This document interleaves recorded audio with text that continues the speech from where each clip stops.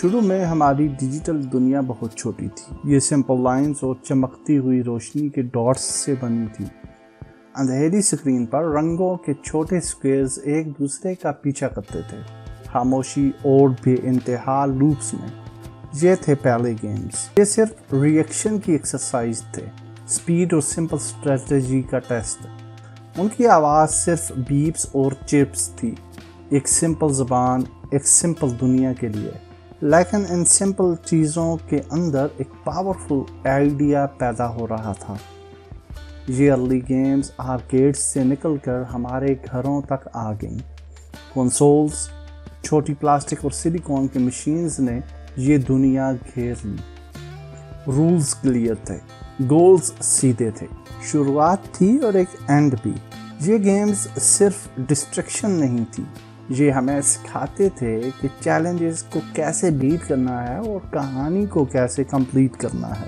Pixels بلاکی تھے، colour کم تھے، لیکن ہماری امیجینیشن نے سب فل کر دیا. ہمیں ایک دنیا دو، چاہے کتنی بھی چھوٹی ہو، ہم اس میں جینا سیکھ لیتے ہیں.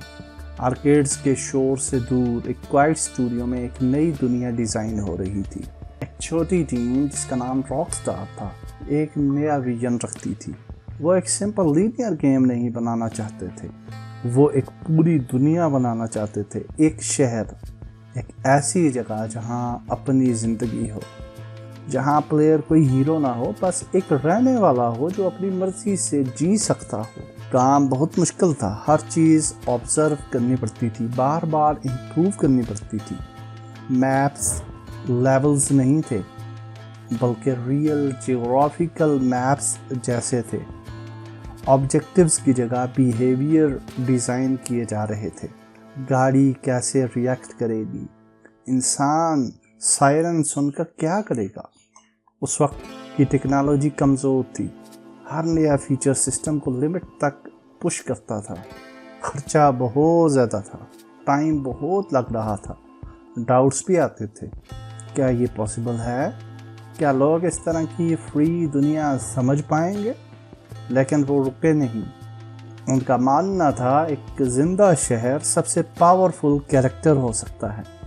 یہ صرف فریڈم نہیں تھی، یہ ایک ریئل فیلنگ تھی، ایک جگہ ہونے کی. Buildings, roads, culture, sounds, stories, modern life کا ایک فنی ریفلیکشن. لیکن جب یہ دنیا بن رہی تھی تو کنٹروورسی بھی شروع ہو گئی.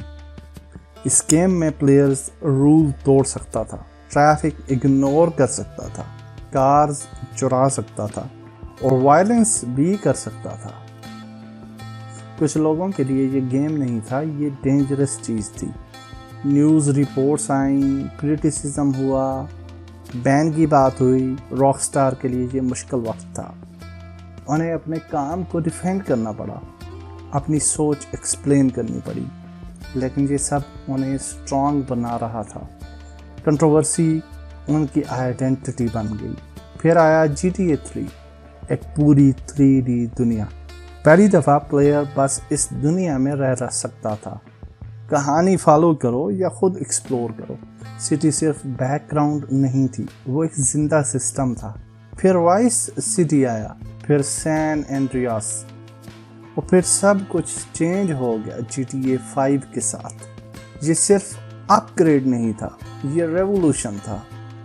لاس سینٹوس اتنا ریئلسٹک تھا کہ گیم اور ریئلٹی کا فرق کم ہو گیا. گیم نے ریکارڈ توڑ دیا، لیکن اصل سکسیس پیسہ نہیں تھا بلکہ اس کا کلچرل امپیکٹ تھا. سنگل پلیئر سٹوری اور آن لائن ورلڈ. گیم ختم نہیں ہوتا تھا، یہ ایوالو ہوتا رہتا تھا. نئی اپڈیٹس، نئے مشنز، نئے فیچرز. لوگ روز لاگ ان کرتے تھے، یہ ان کی سوشل لائف بن گئی. آج اس کا اثر ہر جگہ ہے. ہر اوپن ورلڈ گیم اس سے انسپائرڈ ہے. یہ صرف گیم نہیں، ایک کلچرل سمبل ہے.